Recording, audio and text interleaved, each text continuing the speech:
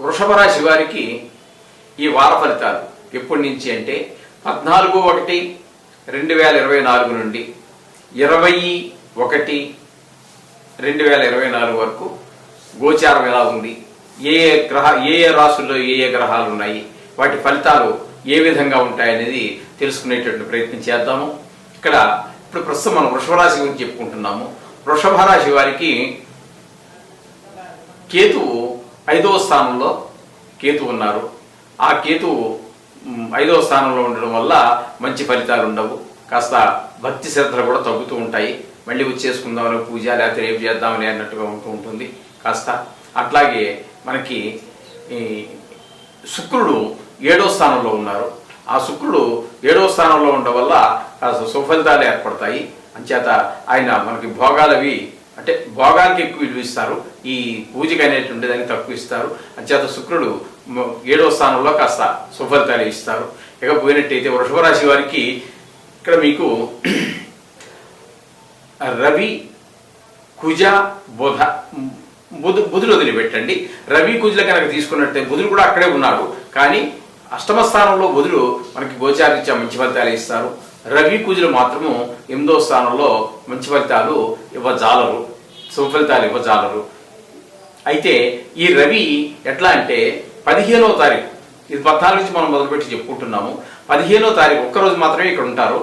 అక్కడి నుంచి 9వ స్థానంలోకి ఆయన రవి 9వ స్థానంలోకి బయలుదేరి వెళ్తారు. దాన్ని మకరంలో బయలుదేరుతారు. ఆ రోజున మకర సంక్రాంతి అంటారు. అక్కడి నుంచి ఉత్తరాయణ పుణ్యకాలం ప్రారంభమవుతుంది. అక్కడ అందుచేత భాగ్యస్థానంలో 9వ స్థానంలో కూడా ఆయన శుభఫలితాలు ఇవ్వరండి. ఇకపోతే కుజుడు కూడా 8వ స్థానంలోనే ఉన్నారు. ఆయన కూడా సరి అయినటువంటి శుభఫలితాలు ఇవ్వకుండా అశుభ ఫలితాలను ఇవ్వడానికి సమర్థుడు ఆయన కూడా. రవి, కుజులిద్దరు కూడా. బుధుడు మాత్రం మంచి శుభఫలితాలు ఇస్తారు. అలాగే శనిని కనుక తీసుకున్నట్టయితే 10వ స్థానంలో ఉన్నారు, స్వక్షేత్రంలో ఉన్నారు కాబట్టి ఆయన శుభఫలితాలు ఇస్తారు. ఇక రాహు ఏకాదశిలో ఉన్నారు కాబట్టి ఆయన కూడా చాలా మంచి ఫలితాలు ఇస్తారు.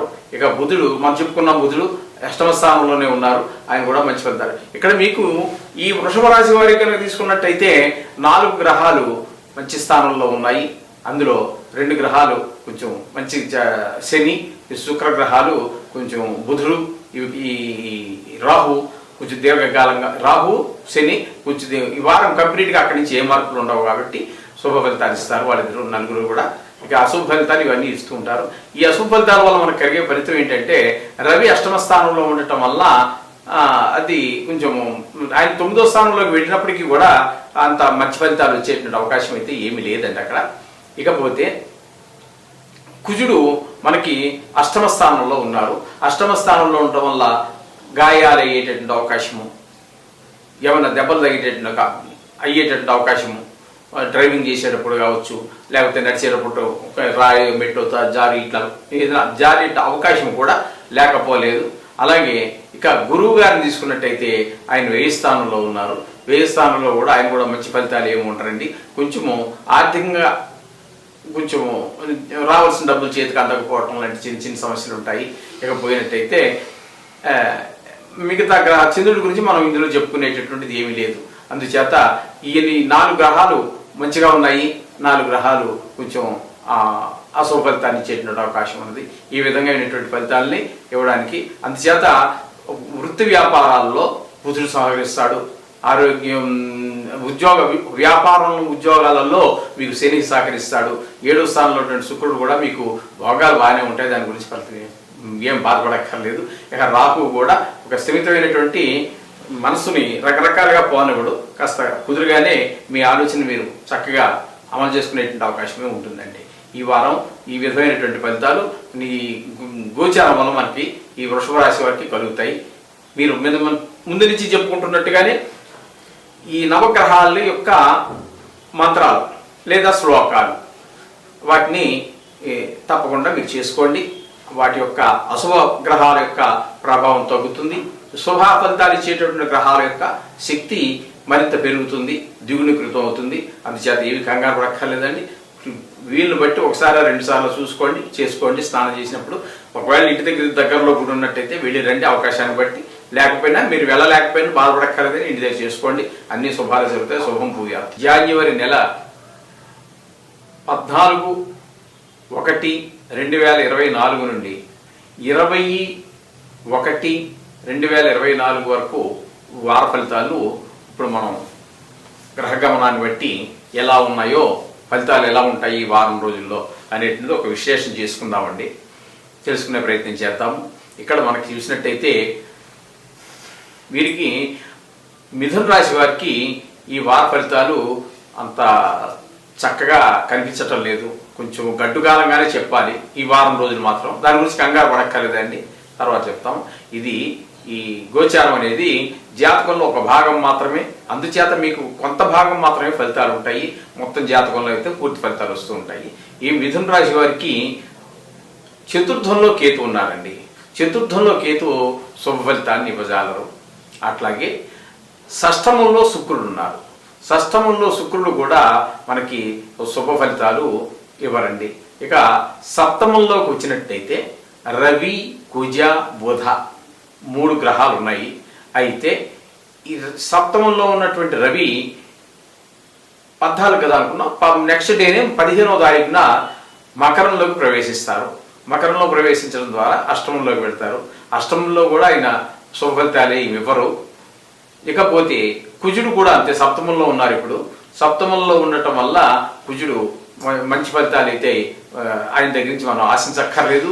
ఇక బుధుడు అష్టమంలోకి వస్తున్నారు. ఆయన కూడా బుధుడు సప్తమంలోనే ఉన్నారు.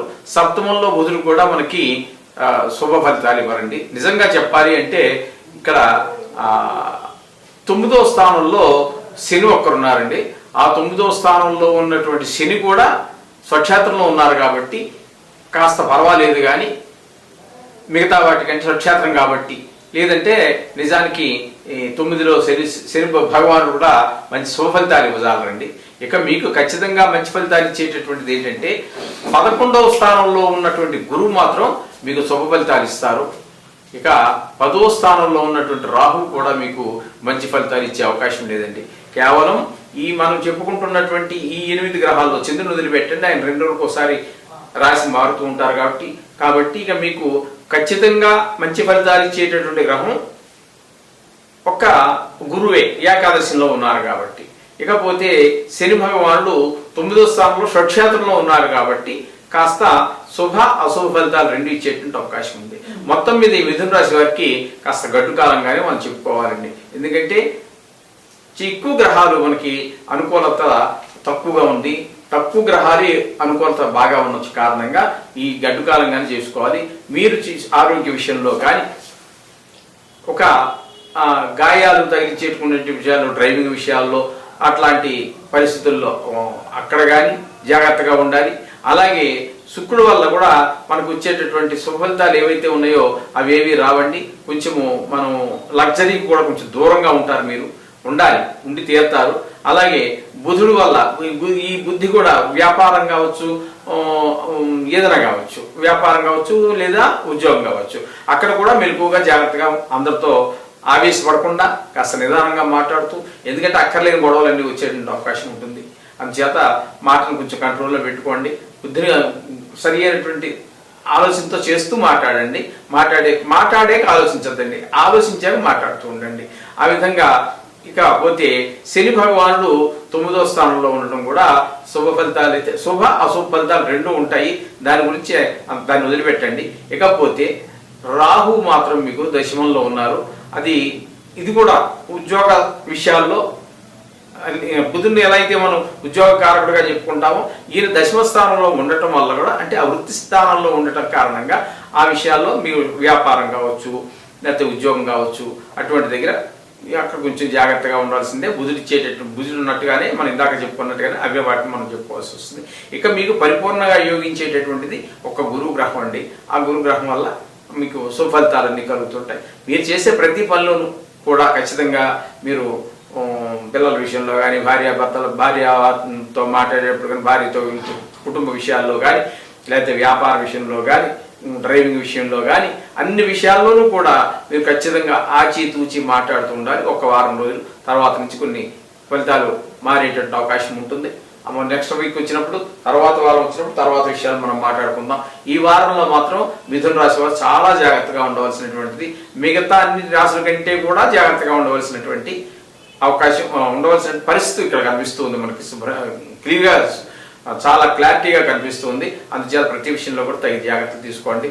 శుభం భూయాత్. నూతన సంవత్సరం సంక్రాంతి శుభాకాంక్షలతో మీ అందరికీ మంచి జరగాలని కోరుకుంటూ మీ శ్రీధర్యం.